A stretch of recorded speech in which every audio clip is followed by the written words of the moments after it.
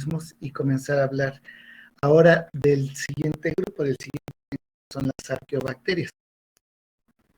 Entonces, básicamente la cuestión de los metabolismos se refiere a diferentes cosas. Hay conceptos que llamamos bacterias aerobias y bacterias anaerobias. ¿Qué quiere decir esto de bacterias aerobias?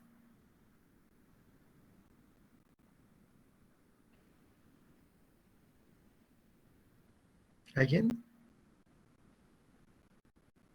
La palabra aerobia, que viven en presencia de oxígeno. Esto quiere decir que anaerobia se refiere a que no necesitan la presencia de oxígeno. que no requieren la presencia de oxígeno. ¿Nosotros qué somos? Aeróbicos. O digo, pues sí. Somos organismos aerobios nosotros, ¿sí? Aunque en algunos momentos cuando hacemos mucho ejercicio, está la quema calórica que saturamos el ciclo de Krebs, las mitocondrias, pero la célula en el interior del citoplasma, no en la mitocondria, sino en el citoplasma de la célula, continúa haciendo la glucólisis. Y entonces acomodamos por procesos fermentativos ácido láctico. Entonces, es decir, cuando corremos o hacemos ejercicio aeróbico muy extenso, alguno de nuestros músculos, nuestro tejido muscular, hace un metabolismo anaerobio. Pero no quiere decir que sean células anaerobias, sino por la quema del exceso de carga en las mitocondrias, para generar un exceso de energía que se requiere, comenzamos a trabajar por metabolismos aerobios, ¿no? Entonces es algo relativamente particular.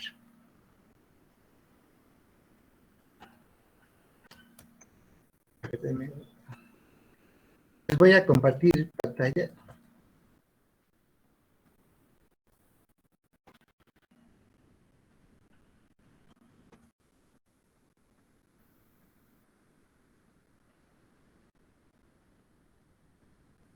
¿Ustedes por qué creen que no existan organismos multicelulares anaerobios?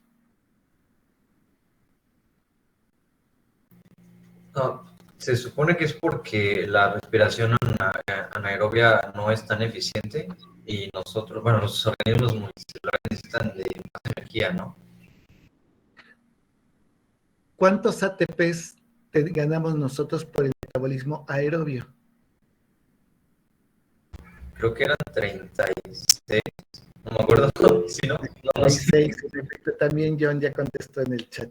En efecto, 36. Y por el metabolismo anaerobio y fermentación, ¿cuántos tenemos? Eran, no sé si eran 2 o algo así, ¿no? Creo que, no sé. Son 2, en efecto, son 2. Eso querría decir que el metabolismo aerobio es 1800 veces más efectivo, 1800% más efectivo para tener energía que el anaerobio. Ustedes saben que con cualquier movimiento, ¿no? Con pestañear simplemente nosotros gastamos energía.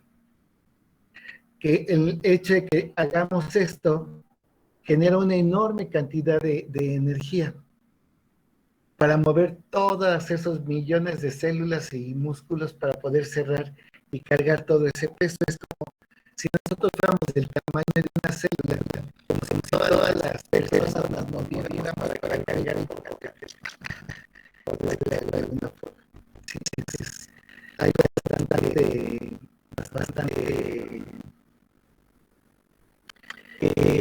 un gasto energético bastante elevado. Entonces,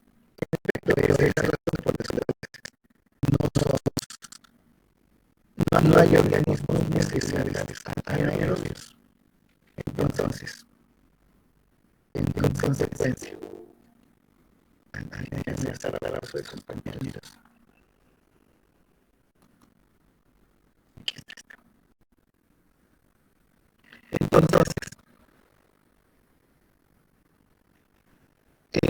existen metabolismos que llamamos aerobios y hay los que se llaman estrictos. Los estrictos son los que viven en presencia de oxígeno solamente. Cuando no hay oxígeno, se muere. Nosotros somos aerobios estrictos. Sí.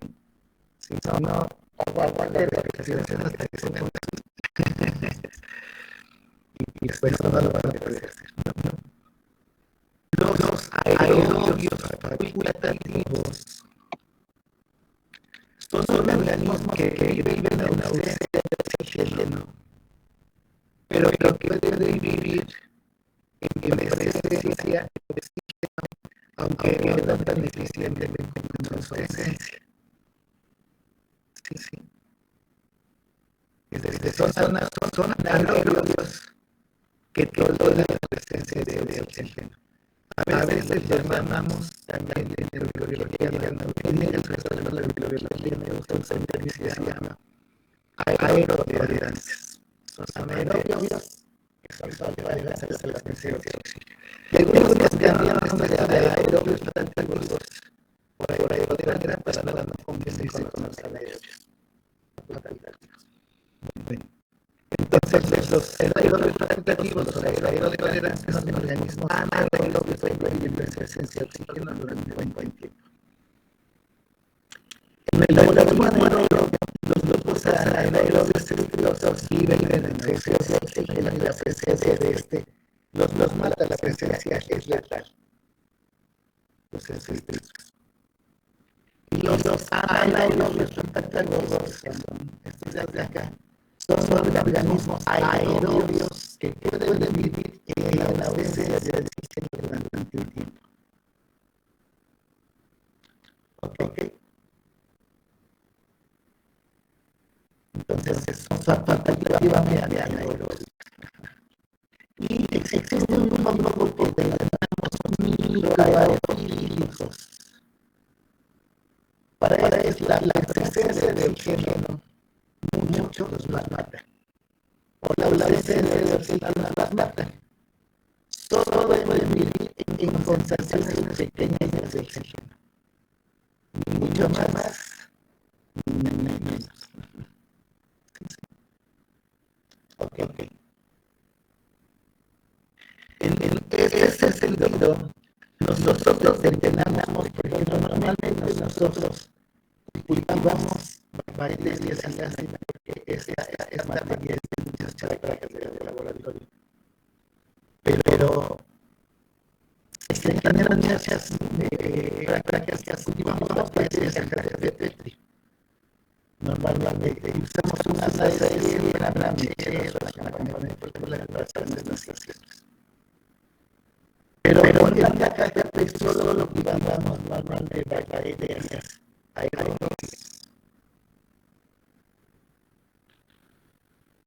Para saber si son anaerobias, usamos un tubo de ensayo, el cual lo ponemos radioactivo y con una NASA que tenemos en planta, hacemos nuestra prótesis y hacemos una función. Como una que la vemos y la sacamos. Si después de cierto tiempo van bacterias y las bacterias se violan aquí,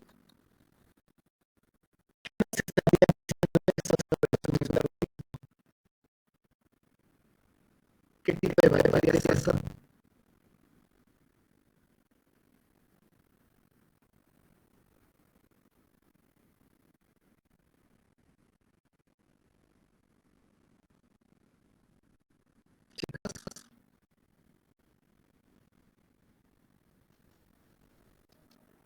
Y solo se hacia abajo, que serían aerobios, facultativos, microaerofílicos.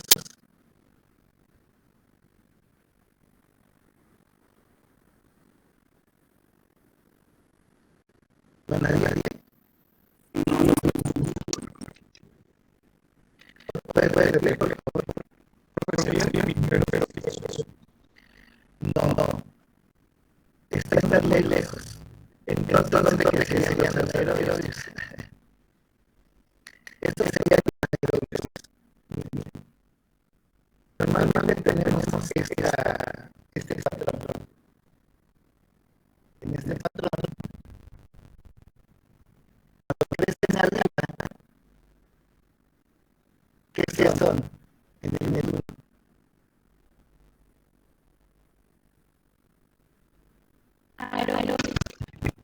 Son anaerobios en efecto porque crecen donde hay muy cerca de donde hay oxígeno.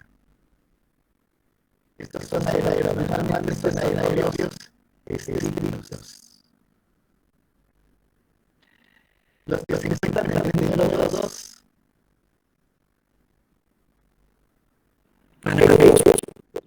en efecto, anaerobios que están lo más alejado del oxígeno. Anaerobios y serían anaerobios que muy bien. Estos son los anaerobios estrictos.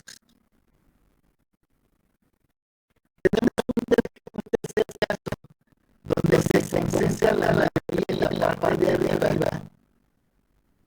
La mayoría está acá arriba, pero puede crecer en concentraciones bajas o en concentraciones nulas de oxígeno. A esto los llamamos anaerobios facultativos. Muy bien, porque son grupos anaerobios que pueden vivir en ausencia de oxígeno. Son anaerobios facultativos. Muy bien. En el quinto caso, crecen preferentemente abajo y los encontramos en todo hacia arriba. Estos son microaerofílicos. No, Aerobios facultativos. aerobios facultativos. Muy bien. Facultativos. También se les llama aerotolerantes. En los libros de medicina.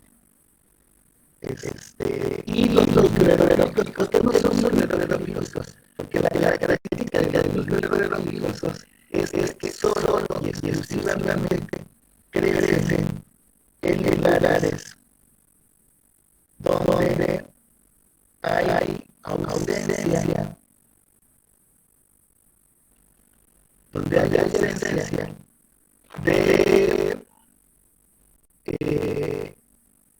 hay ausencia, donde hay presencia de oxígeno en concentraciones muy bajas.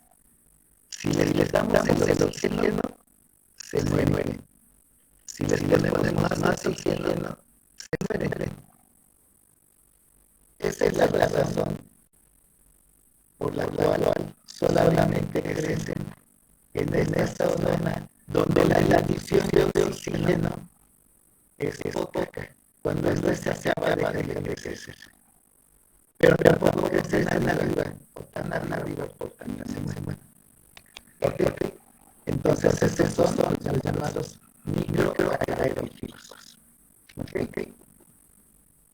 Bien. La respiración aeróbica se caracteriza por lo siguiente. Tenemos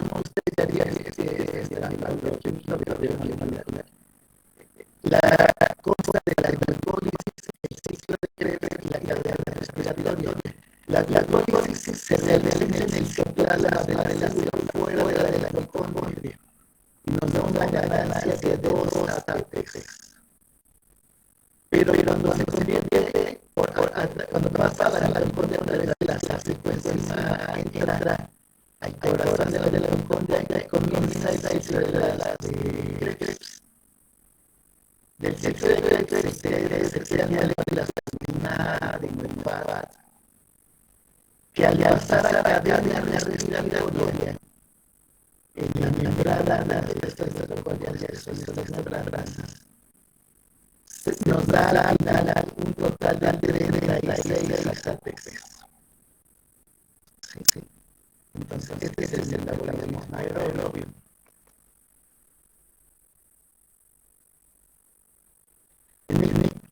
se trata del metabolismo aerobio. El metabolismo anaerobio es la eliminación de excesivamente todos los ATPs. Okay.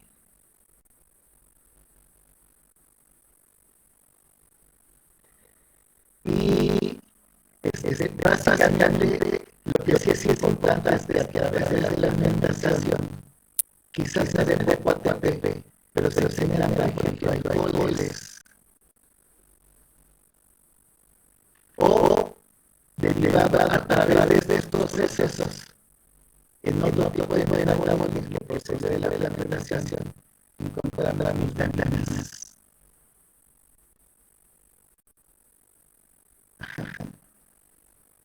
Entonces, y hay algunos aminoácidos. Por eso se utilizan como complementarios alimenticios. Okay. Y eso sería en relación a los metabolismos. Ahora vamos a hablar de las bacterias.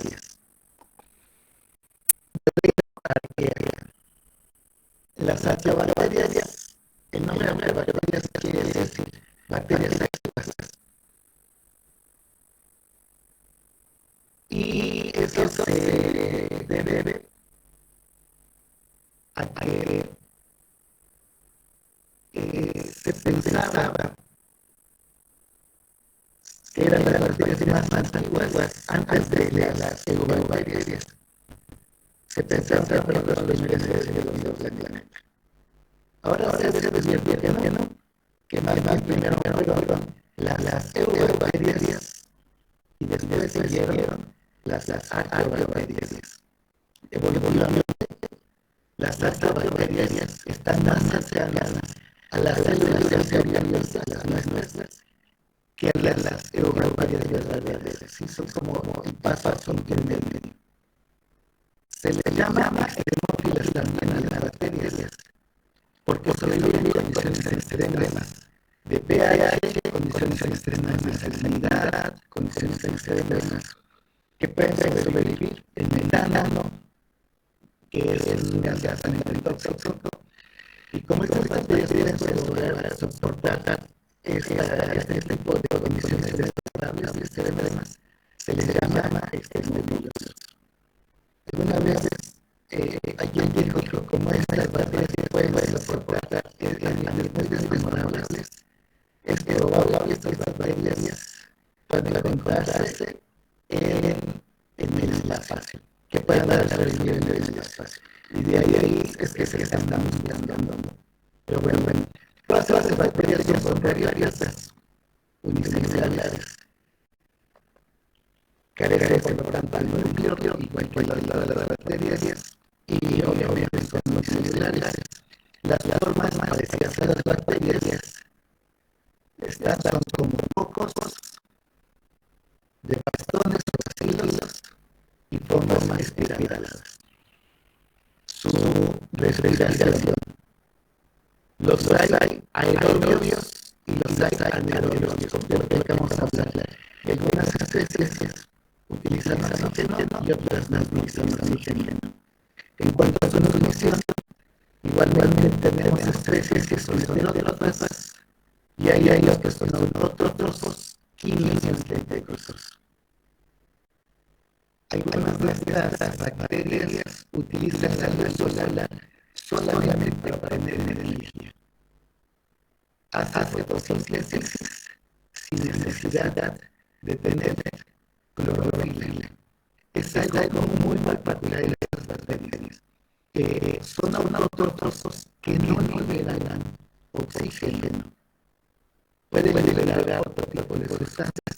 Normalmente lo que se busca, por ejemplo, en el caso de la fotosíntesis normal, se utiliza como donadores de protones al agua.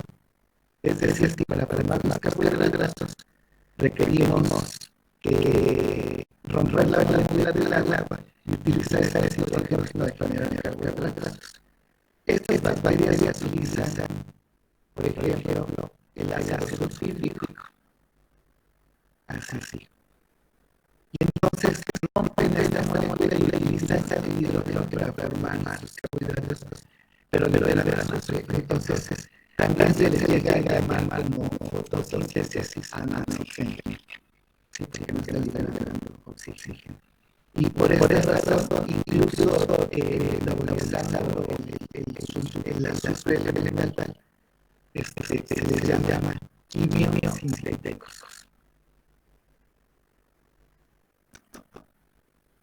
Ok, es decir, se vuelven, el hábitat de muchos de ellos va a variar según el tipo de bacteria. Puede ser vivir en el lecho salable, metano, o donde haya azufre. El tamaño va de 0,5 micras a las 5 micras que no lo tengo acá. Déjenme ponerles el tamaño aquí.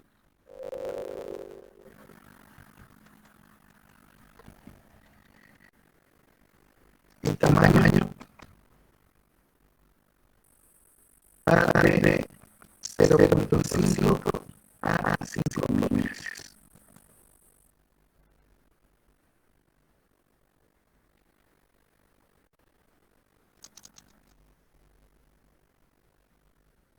Y su reproducción es asexual o por biopartición o donación originaria. Las clasificamos en alófilas y extremas.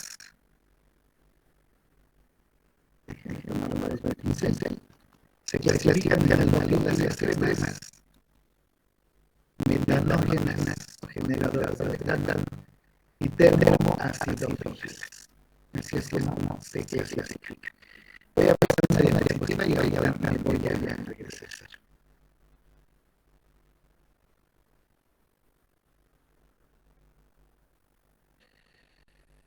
Hay unas características propias de todas las bacterias. Una bacteria se parece mucho a una bacteria, muchísimo. Estas bacterias no tienen membranas externas como las gram-negativas, sino que presenta una pared celular parecida a las de las bacterias. Pero aquí le llamamos pseudomureina. Son igual que la mureina, pero biológicamente similar, pero no es la mureina. Se le llama pseudomureina porque existen otros polisacáridos asociados. Esta pseudomureina va a ser resistente a la acción de la lisozima. Si recuerdan, la lisozima no va a poder destruir esta pared celular como lo hacen el grupo de las bacterias. Hacia el interior de la pared celular tenemos la membrana celular. La membrana celular se caracteriza porque los sólidos de la membrana van a presentar un enlace éter. Eso es. A diferencia de los ácidos grasos. A ver, déjenme ver. Normalmente las bacterias tienen ácidos grasos. La cadena de ácidos grasos es la que nosotros estamos viendo aquí. No presenta ácidos grasos, sino que presenta otro tipo de lípidos que se llama isopreno, que lo veríamos nosotros de esta forma. De igual forma, la constitución de los fosfolípidos, que sería la parte que se encuentra aquí, la bolita, tiene una distribución diferente. Si ustedes observan, en el enlace tipo éster, que tiene, es de esta forma, y este es el enlace tipo éter, es diferente. ¿Sí? Las membranas típicas de las arqueobacterias tienen el enlace tipo éter. ¿Ok? Y al tener este enlace cambia la dirección de donde tenemos, por ejemplo, la parte del fosfolípido, ¿sí? La parte fosfórica. Entonces, esta sería, digamos, una de las diferencias importantes en la membrana celular. Esto lo vemos nosotros mucho y de forma muy parecida en las membranas eucariontas, en las membranas de nuestras células. Fíjense, se parecen mucho a las membranas. Entonces, esa parte es interesante y esas son una característica importante. A veces llega a tener 2 capas de fosfolípidos, pero en algunas especies hay una sola monocapa. Es decir, aquí tenemos una bicapa. Una bicapa es una cola de un lado de fosfolípidos y otra. Una monocapa sería que una no estuviera presente. Algunas bacterias presentan exclusivamente una monocapa, ¿sí? Lo cual también es muy raro y único en los seres vivos. También las bacterias presentan ribosomas y algunas presentan unas ribosomas más pequeños que los convencionales, que tienen ribosomas de 55S, similar al que tienen nuestras mitocondrias. Aunque también tenemos mitocondrias, también tenemos algunas arqueobacterias que llegan a tener ribosomas con un tamaño de 70S. Sí, pero tenemos bastantes con ribosomas tipo 55S.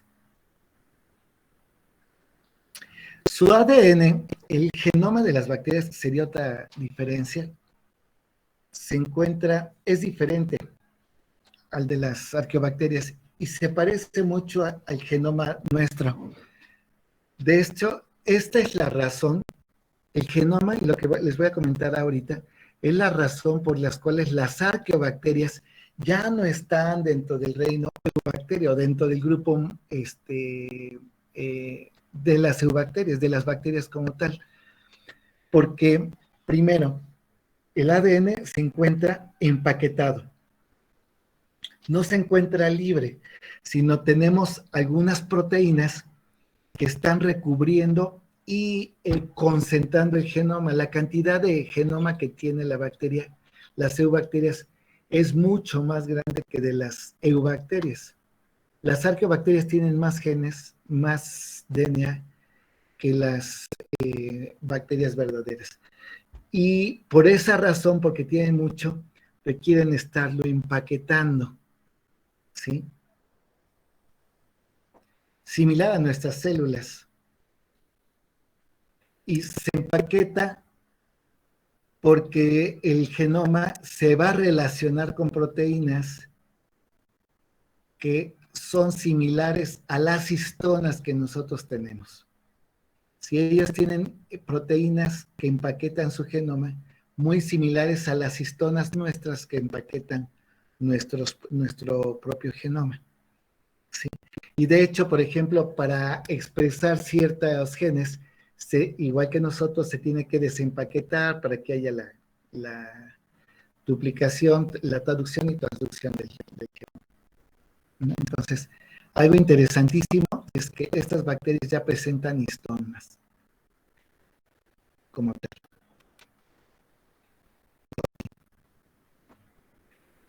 Otra diferencia importante que lo hace diferente al ADN bacteriano es que no va a poseer intrones. El ADN de las bacterias presenta intrones y exones. ¿Ya vieron en biología celular qué cosa es esto?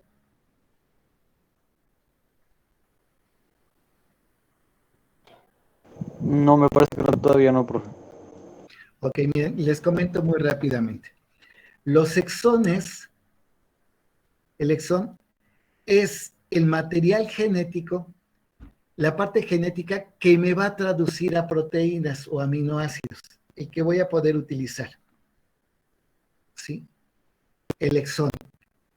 El intrón es un genoma que no me sirve, que no voy a utilizar yo para, para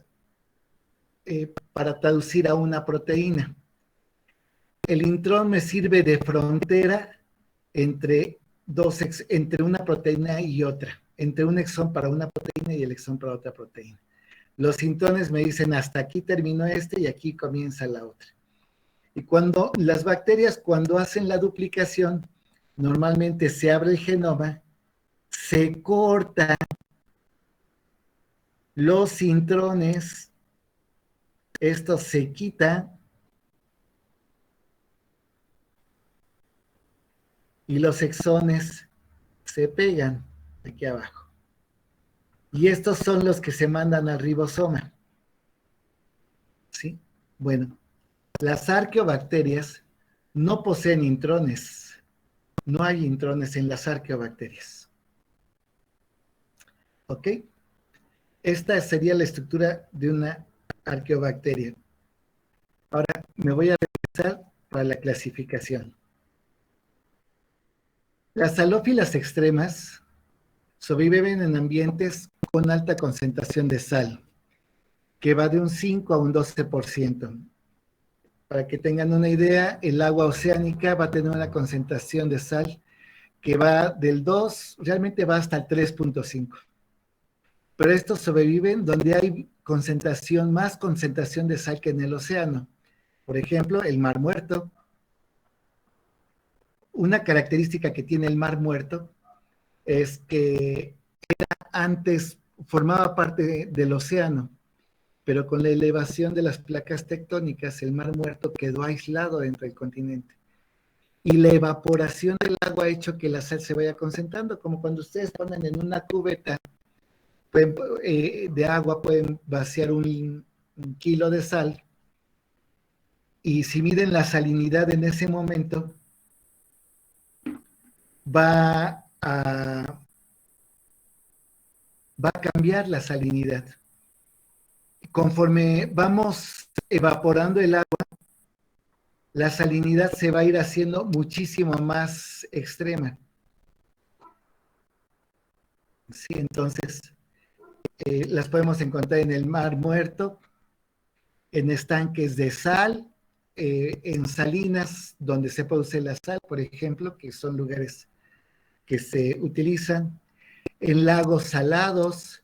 Por ejemplo, aquí en Puebla tenemos un lago cráter rumbo a Perote que se llama el Chichica.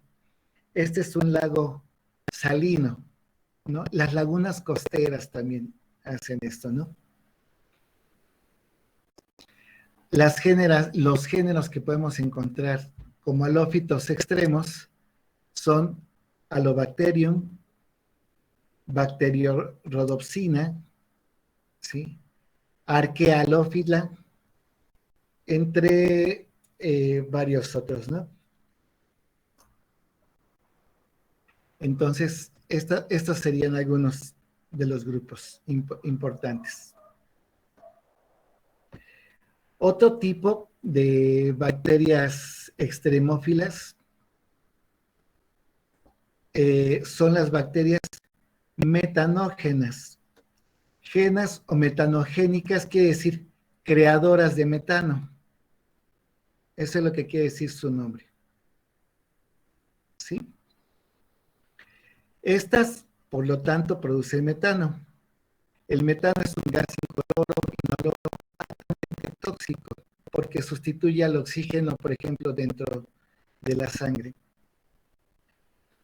Este metano, estas bacterias las vamos a encontrar en patanos, en el intestino de rumiantes, en la panza de termitas. Inclusive nosotros tenemos un 10% de bacterias dentro de todas nuestras bacterias que tenemos en el intestino. Como somos omnívoros, nosotros comemos también materia vegetal, igual que los rumiantes, debemos degradarlas.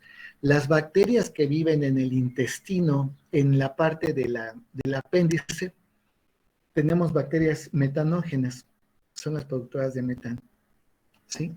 Precisamente los gases que expulsamos nosotros es básicamente metano. Aquí tenemos una bacteria que se llama Metano brevibacter. Esta la encontramos en el intestino de nosotros. También tenemos otro tipo que se llama Metanococcus, que la encontramos en el intestino de la mayoría de rumiantes. Estas bacterias realmente establecen una relación de simbiosis entre protozoarios que se encuentran en los rumiantes y en las termitas. ¿Se acuerdan cuando hablamos de un poco de la teoría de la simbiosis de Margulis? De las espiroquetas que estaban moviéndose al igual que los flagelos de los hipermastígidos. Estos son bacterias metanógenas, ¿sí? Entonces, realmente trabajan ahí de manera simbiótica para obtener energía. Y al producir metano, aceleran el proceso de fermentación dentro del estómago. Ahora vamos con las termoacidófilas, que soportan temperaturas de 80 a 105 hasta 210 grados. Estos los encontraremos, por ejemplo, en los geysers o en las copas volcánicas, ¿sí? Aquí hay varias bacterias, entre muchas otras tenemos a Sulfolobus, que soporta un pH de 1. Incluso hay una bacteria que no recuerdo ahorita el nombre, que soporta un pH más alto, de 0. Sí, básicamente soportaría cualquier tipo de ácido potente, los más potentes que hay en el planeta, y esta bacteria puede estar viviendo en el ácido más degradador como si nada, ¿no? Y eso se debe a que presenta una cápsula externa que protege de la degradación el interior de la bacteria. Es como si tuviera su traje espacial para andar nadando entre los ácidos. También tenemos otro tipo de bacterias como Thermoplasma, que carece completamente de pared celular. Muchas de estas bacterias termoacidófilas también soportan altas presiones de atmósferas de presión. Eso implica que pueden vivir en el fondo de los océanos. Para que se den una idea, cada 10 metros de profundidad del agua aumenta de presión por la cantidad de agua que hay arriba, una atmósfera, ¿sí? Abajo de 1 kilómetro, abajo de 1000 metros, hay la mayoría de los equipamientos que han hecho los humanos, inclusive submarinos nucleares, pueden explotar por la presión de que ejerce el agua sobre ellos. Bueno, en los fondos oceánicos, en las zonas abisales, donde hay chimeneas volcánicas, tenemos viviendo a estos grupos de bacterias, soportando también este tipo de presiones.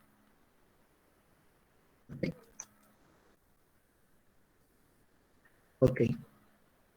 Entonces, las arqueobacterias básicamente son organismos que pertenecen al dominio arquea y que corresponden a seres vivos que utilizan otras rutas de metabolismo diferentes a las bacterias y a las células eucariotas.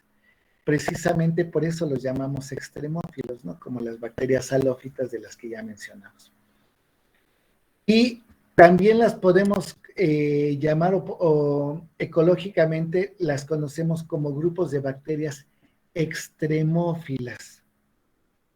En esta gráfica, marcado en este cuadro, tenemos a la mayoría de las bacterias y de las células eucariotas. Esos son los rangos de temperatura, de pH, de salinidad y de presión atmosférica a la que sobrevivimos nosotros junto con las eubacterias. Pero las arqueobacterias no tienen nada que ver con eso. Las arqueobacterias pueden trabajar con temperaturas muy abajo.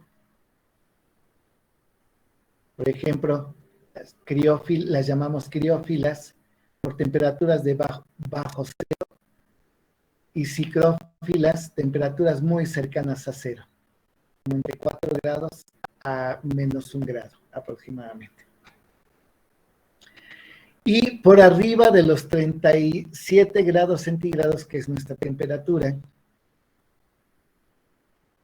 hacia arriba tenemos las termófilas y las hipertermófilas, ¿sí?, que soportan todas estas temperaturas. Normalmente, estas bacterias termófilas producen enzimas que son estables a altas temperaturas. ¿Por qué? Porque estas enzimas están compuestas con aminoácidos que tienen puentes disulfuro. Y los puentes disulfuro son puentes metálicos, enlaces metálicos que no se rompen a altas temperaturas, a diferencia de otros aminoácidos que no tendrían azufre. Cuando se desnaturaliza una proteína es porque estos puentes disulfuro no están presentes. Como cuando ponen a calentar un huevo, la clara del huevo pasa de transparente y semilíquida a sólida y blanca, ¿no? Cambia tanto en color como en propiedades. En el caso de las termófilas, la presencia de estos puentes disulfuro permiten que las enzimas sigan trabajando y sean estables a altas temperaturas.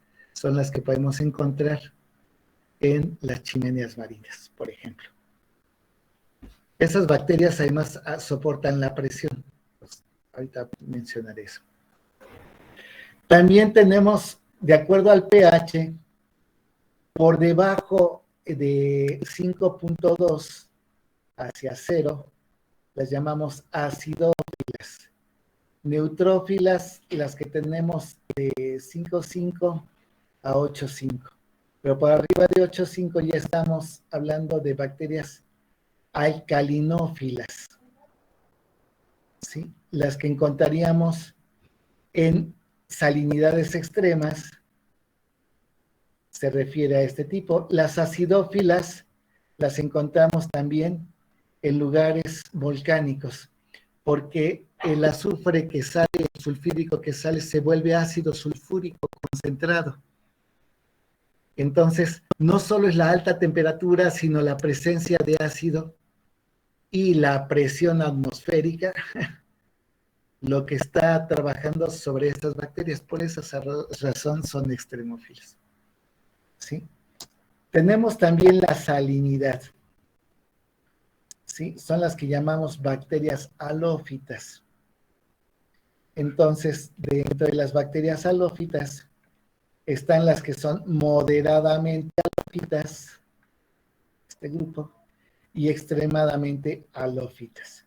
Y eso va a depender del grado de salinidad, de acuerdo a esta gráfica, donde sobrevivan. Voy a compartirles en el chat, ahorita que termine la clase, un documento en Excel muy ligero, muy bonito, en el que habla de todos los grupos extremófilos, ¿ok? Y donde pone un poco de más ejemplos. Pero es bueno que lo tengan. Aquí estamos hablando de bacterias halófitas, ¿no? Por ejemplo. Y además tenemos los barófilos, los que soportan altas presiones. Altas presiones que van de aproximadamente unas 10 a unas 400 bares, o de 400 bares, ¿no? Entonces los llamamos barófilas, piezófilas o barófilas de presión moderada, y piezófilas de presiones con presiones altas, con presiones atmosféricas altas.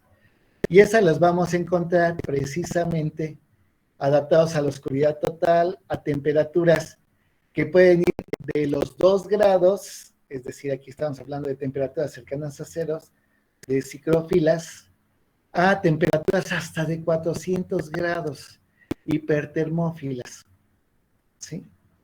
Recientemente se han encontrado bacterias que sobreviven a la radiación, grandes cantidades de radiación, de diferentes tipos de radiaciones. ¿sí? Incluso bacterias que han sobrevivido a desastres nucleares, por ejemplo, a radiación nuclear o rayos gamma.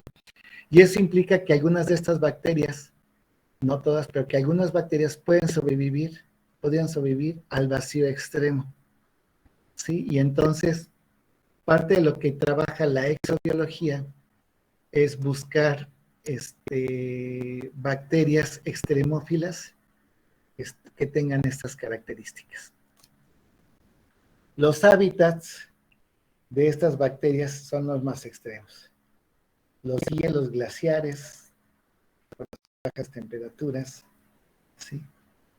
Las grandes profundidades anóxicas, donde tenemos lagos de metano en el océano, aquí tenemos metanocreadoras, por ejemplo, entonces en diferentes partes de los océanos, en fuentes hidrotermales, ¿sí? En sedimentos profundos, en zonas salinas, en suelos desérticos, temperaturas muy salinos, en lagos volcánicos o en cráteres volcánicos, por ejemplo, en chimeneas nucleares, por ejemplo, en minas donde hay drenajes de ácidos. Por ejemplo, en las minas de oro se utilizan muchos ácidos para liberar al oro, por ejemplo, de las aleaciones. En lagos soda, que son lagos asesinos porque emiten unas grandes cantidades de metano. Por curiosidad, de repente búsquense en YouTube, si tienen un tiempecito, por ejemplo, ahorita que termine esto, búsquense los lagos soda o lagos asesino en una página web o en algún YouTube, y van a encontrar que algunos lagos han matado a personas y animales en el pasado por la generación de metano que produjeron estas bacterias. Entonces, estos serían como que los hábitats más extremos es donde podemos encontrar a todos estos grupos bacterianos.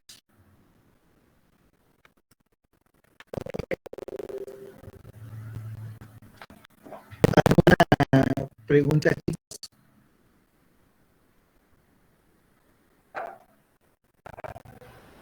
Perdón, ¿cómo dijo que se llamaba el lago? Perdón, no escuché. Son lagos soda o lagos asesinos, los pueden buscar así como lagos soda como de una soda, o lagos asesinos. Vale, gracias. Sí, llegan a tener una cuestión muy particular.